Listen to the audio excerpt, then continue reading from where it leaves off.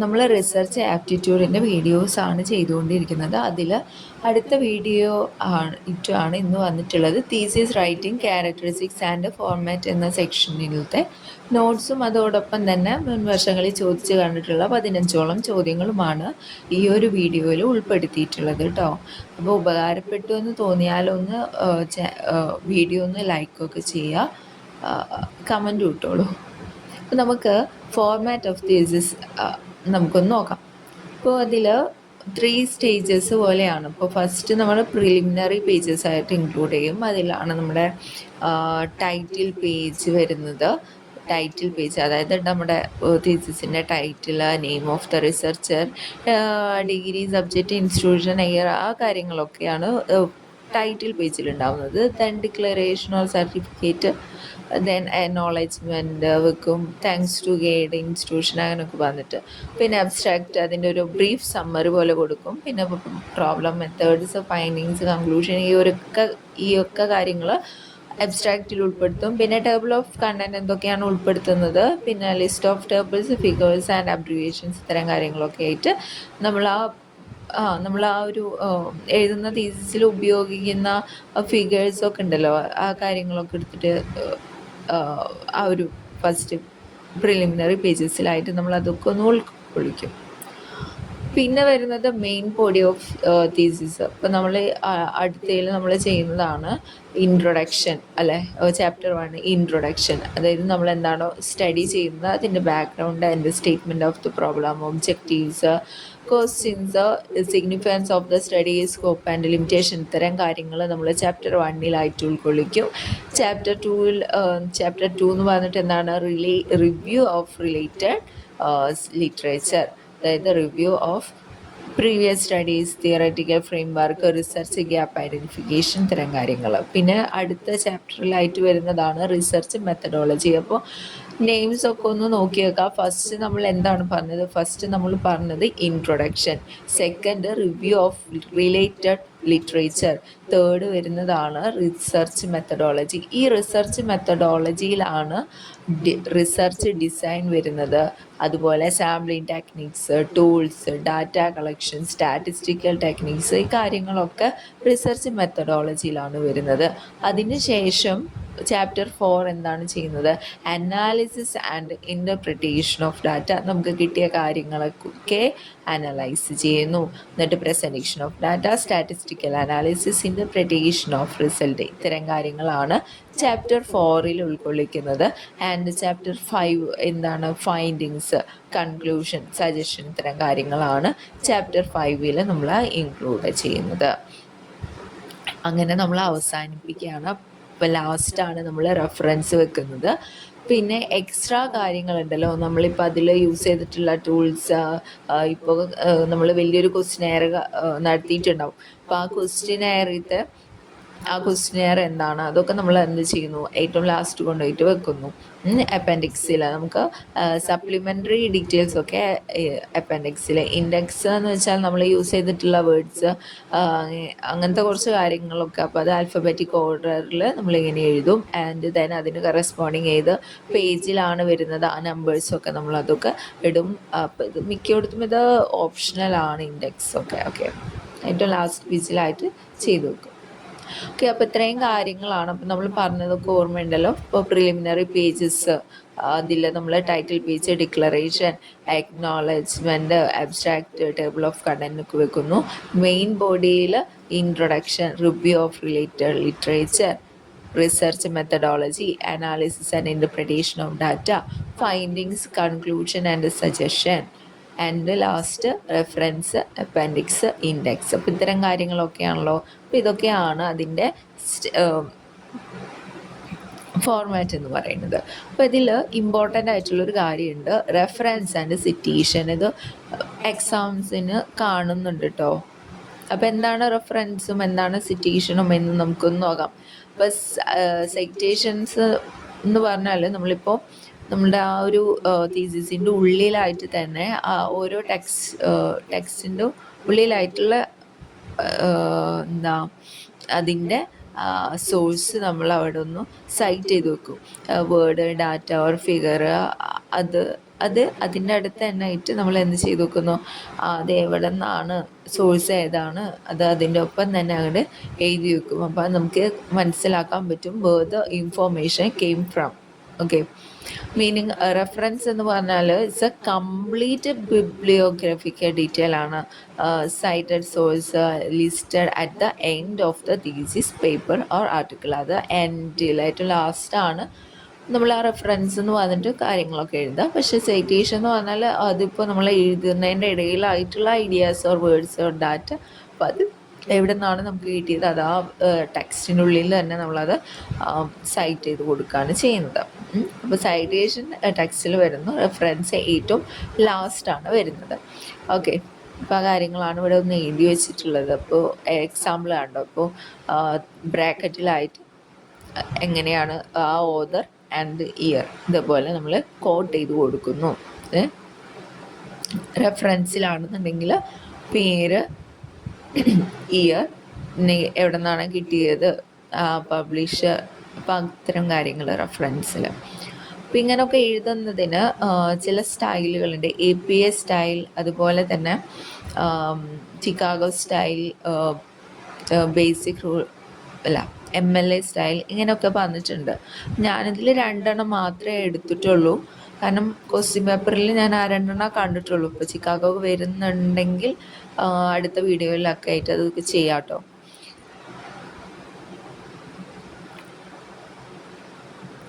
നമുക്ക് നോക്കാം citation or reference style. ഇപ്പോൾ APA സ്റ്റൈൽ എന്ന് വെച്ചാൽ എന്താണ്, അമേരിക്കൻ സൈക്കോളജിക്കൽ അസോസിയേഷൻ, അതിൻ്റെ ഫുൾ ഫോം ആണ് കേട്ടോ, American psychological association style. Okay, അപ്പോൾ ഇതെങ്ങനെയാണ്, ഓതർ ആൻഡ് ഡേറ്റ് സിസ്റ്റമാണ് ഇതിൽ ഫോളോ ചെയ്യുന്നത്.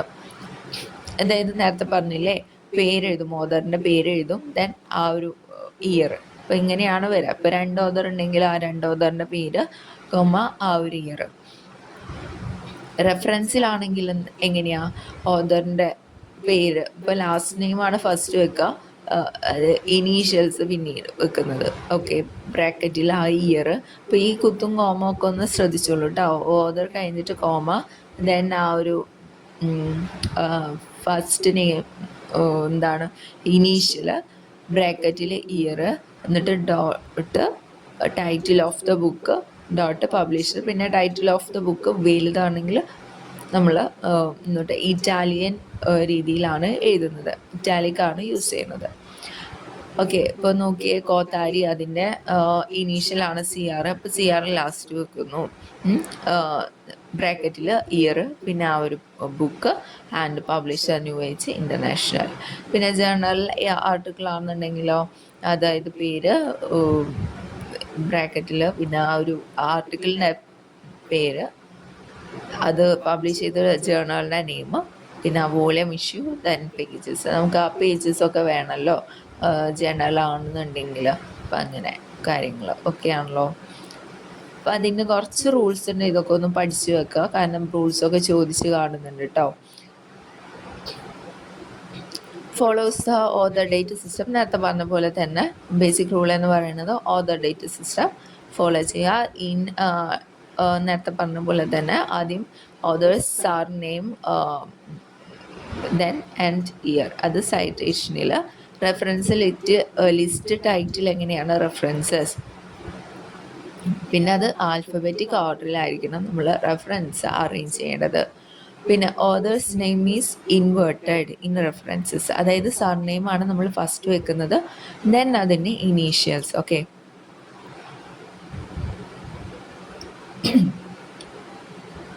ആ ഇനീഷ്യൽസ് എങ്ങനെയാണ്, ഫസ്റ്റ് തന്നെ മിഡിൽ നെയിം. ഓക്കെ, പിന്നെ ഇറ്റാലിക് ആണ് യൂസ് ചെയ്യേണ്ടത്. ഓക്കെ, പിന്നെ double spacing throughout the document, users ഹാങ്ങിങ് indent in the reference list. Okay അല്ലേ. ഇനി അടുത്തൊരു സ്റ്റൈലാണ് MLA style, modern languages association. ഇതിലെങ്ങനെയാണ്, ഓതർ പേജ് സിസ്റ്റമാണ് ഇതിൽ ഫോളോ ചെയ്യുന്ന MLA സ്റ്റൈലിൽ. ഇപ്പോൾ കോത്താരി മറ്റേതിൽ ഇയർ ആണെന്നുണ്ടെങ്കിൽ കോത്താരി ഇതിൽ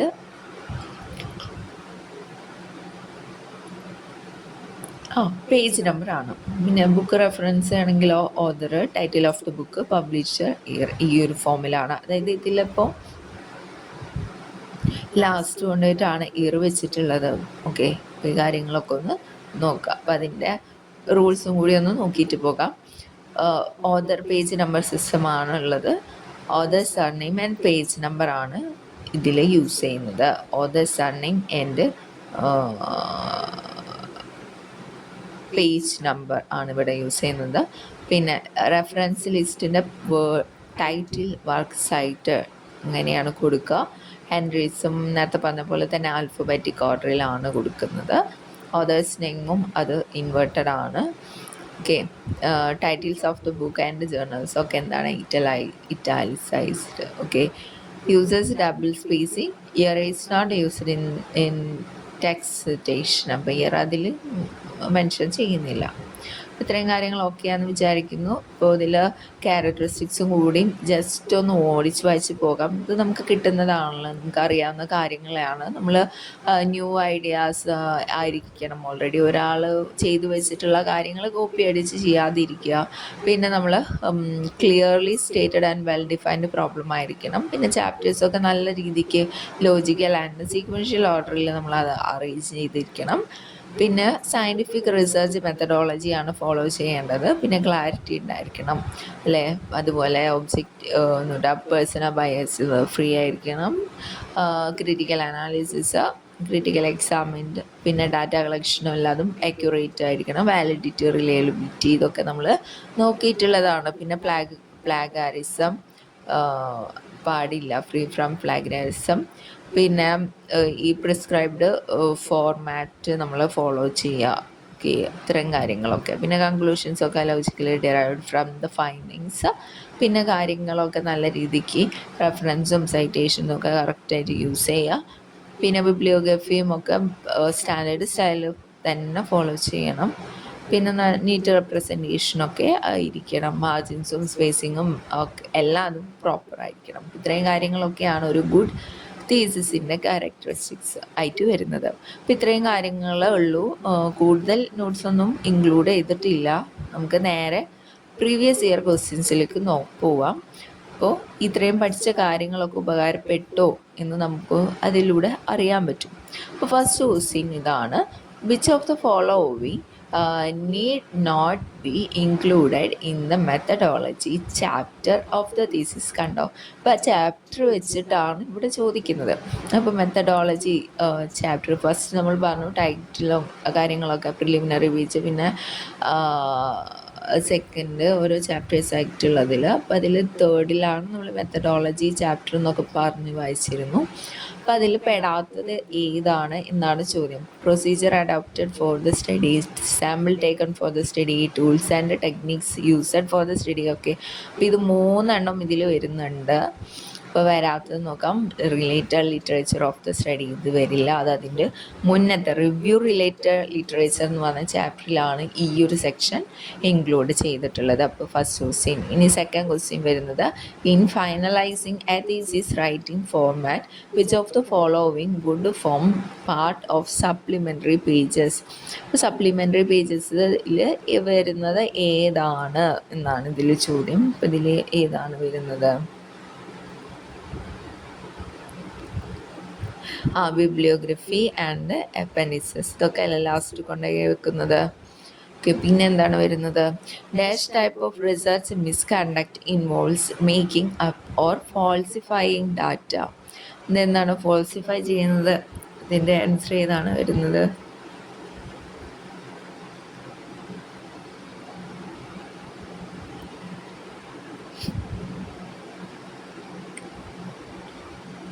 ഫാബ്രിക്കേഷനാണ് ഇവിടെ ആൻസർ ആയിട്ട് വരുന്നത്. Dash ICT tool is essential for creating and managing bibliographies in research papers. ഏത് ICT ടൂളാണ് ഇവിടെ യൂസ് ചെയ്യുന്നത് എന്നതാണ് ഇവിടെ ചോദ്യം. ഏതാണ് ഇതിൽ യൂസ് ചെയ്യുന്നത് എന്ന് വെച്ചാൽ റെഫറൻസ് മാനേജ്മെൻറ്റ് സോഫ്റ്റ്വെയർ ആണ് കേട്ടോ. അടുത്ത ചോദ്യം, standard of research journal is decided on. അപ്പോൾ ഇത് വരുന്നത് ഇമ്പാക്റ്റ് ഫാക്ടർ ആണ്. Standard of research journal is decided on impact factor. അപ്പോൾ എന്താണ് ഇമ്പാക്റ്റ് ഫാക്ടർ എന്ന് ജസ്റ്റ് ഒന്ന് പറഞ്ഞുതരാം. It is a quantitative metric used to measure the importance and prestige of an academic journal. It represents the average number of times article published in a journal over the previous 2 years were cited in a specific year. അപ്പോൾ ഒരു 2 വർഷത്തിനിടയ്ക്ക് എത്രത്തോളം ഈ ഒരു ആർട്ടിക്കിളിനെ നമ്മൾ എത്രത്തോളം ആ ആർട്ടിക്കിളിനെ name അവിടെ use ചെയ്തിട്ടുണ്ട്. ആവറേജ് നമ്പർ ഓഫ് ടൈംസ്, അതാണ് അതിൻ്റെ സ്റ്റാൻഡേർഡ്. അതിൻ്റെ ബേസിസിൽ അതിൻ്റെ സ്റ്റാൻഡേർഡ് നമുക്ക് ഡിസൈഡ് ചെയ്യാൻ പറ്റും. ഇപ്പോൾ ഒരു ജേർണലിൽ എത്രത്തോളം അതിൻ്റെ ഒരു പേര് സൈറ്റ് ചെയ്തിട്ടുണ്ട് എന്ന് നോക്കും. അപ്പോൾ അതിൻ്റെ ബേസിസിലാണ് അതിൻ്റെ സ്റ്റാൻഡേർഡ് നോക്കുന്നത്. അത് കാൽക്കുലേറ്റ് ചെയ്യുന്നതാണ് ആ ഒരു ഫാക്ടറാണ് ഇമ്പാക്റ്റ് ഫാക്ടർ. ഓക്കെ, അതായത് average number of times article published in a journal over the previous 2 years visited in a specific year, ഒരു ഇയറിൽ എത്രത്തോളം. ഓക്കെ, അടുത്ത ചോദ്യം നോക്കാം. Dash is referred as citation in the academic writing. അതെന്താണെന്ന് നോക്കാം. എന്താണ് സൈറ്റേഷൻ? നമുക്ക് ഓപ്ഷൻസ് നോക്കുമ്പോൾ മനസ്സിലാവും. A reference to the authors personal experience ആണോ? അല്ല. A way of giving proper credit to original source of information, ഇതല്ലേ? അത് നമ്മൾ അതിന് ഒരു പ്രോപ്പർ ക്രെഡിറ്റ് കൊടുക്കുന്ന ഒരു പരിപാടി, ഇതാണ് citation. To the original source, നമ്മൾ എവിടെ നിന്നാണോ എടുത്തത് ആ കാര്യങ്ങൾ അവിടെ ഒന്ന് കോട്ട് ചെയ്ത് വെക്കുന്നു. അപ്പോൾ ഓപ്ഷൻ ബി ആണ് ഇവിടെ കറക്റ്റായിട്ട് വരുന്നത്. ഞാൻ കണ്ടോ, ഞാൻ ആ ഫോർമാറ്റ് ഇമ്പോർട്ടൻ്റ് ആണെന്ന് പറഞ്ഞതിൻ്റെ കാരണം ആ ഒരു ഫോർമാറ്റ് നമ്മളോട് കറക്റ്റ് ഫോർമാറ്റ് ഏതാണ് എന്നത് കണ്ടുപിടിക്കാനായിരിക്കും ചോദ്യം വരാം. നമുക്ക് നോക്കാം. നമ്മൾ ആ ഒരു കുത്തും കോമയും കാര്യങ്ങളൊക്കെ ശ്രദ്ധിച്ച് വെച്ചോളൂ കേട്ടോ. അപ്പോൾ ഇതിൽ വരുന്നത് എഴുതേണ്ടത് ലാസ്റ്റ് നെയിം നമ്മൾ ഫസ്റ്റ് എഴുതും, ഫസ്റ്റ് നെയിം പിന്നീട് എഴുതും. അപ്പോൾ അതൊക്കെയാണ്. അപ്പോൾ ഇവിടെ ഒരു കോമ ഇട്ടിട്ടുണ്ട്, അത് കഴിഞ്ഞിട്ട് fundamentals of electronics, okay, theory of book എഴുതിയിട്ടുണ്ട്. പിന്നെന്താ, New Delhi Prentice Hall of India 2005. പക്ഷേ ഇവിടെ ഒരു പ്രശ്നമുണ്ട്, ഇവിടെ കോമയാണ് ഇട്ടിട്ടുള്ളത്. നമുക്ക് ഇവിടെ എന്ത് വേണം? ഫുൾ സ്റ്റോപ്പ് വേണം. അപ്പോൾ ഇത് പറ്റില്ല. പിന്നെ ഇവിടെയും കോമയാണ്, അതും പറ്റില്ല. പിന്നെ ഇവിടെയും കോമയായിട്ട് വന്നിട്ടുണ്ട്, അതും പറ്റില്ല. സോ ലാസ്റ്റ് ആൻസർ നോക്കി, ഇവിടെ കോമ ആൻഡ് ഡോട്ട്. ഓക്കെ, ഇവിടെയും ഡോട്ട്, ഇവിടെയും കോമ. ഓക്കെ, അപ്പോൾ ഓപ്ഷൻ ഡി ആണ് ഇവിടെ കറക്റ്റായിട്ട് വരുന്നത്. അപ്പോൾ ആ കുത്തും കോമയും കാര്യങ്ങളൊക്കെ കറക്റ്റായിട്ടൊന്ന് നോട്ട് ചെയ്ത് വെച്ചോളൂ കേട്ടോ. അടുത്ത ചോദ്യം, പിന്നെ thesis figures and tables are included in. ഫിഗേഴ്സും ടേബിൾസും ഒക്കെ കോമൺലി അപ്പൻഡിക്സിലും വരാം. പക്ഷെ നമ്മുടെ ഒരു സ്റ്റാൻഡേർഡ് ഫോമിൽ ഇപ്പോൾ ചാപ്റ്റേഴ്സൊക്കെ എഴുതുകയാണെങ്കിൽ അതിൻ്റെ സൈഡിലായിട്ട് തന്നെ ആ ഫിഗേഴ്സും ടേബിൾസും ഇൻക്ലൂഡ് ചെയ്യിക്കാമല്ലോ. So text itself, option D ആണ് ഇവിടെ വരുന്നത്. തീസിസ് സ്റ്റേറ്റ്മെൻറ്റ് എന്ന് പറയുന്നത് എന്താണ്? അതൊരു ജസ്റ്റ് ഒരു ഒബ്സർവേഷൻ ആണോ? അല്ല, ഒരു ഫാക്റ്റ്. അതിലപ്പുറം അസേർഷൻ, ഇതൊരു അസേർഷനാണ്.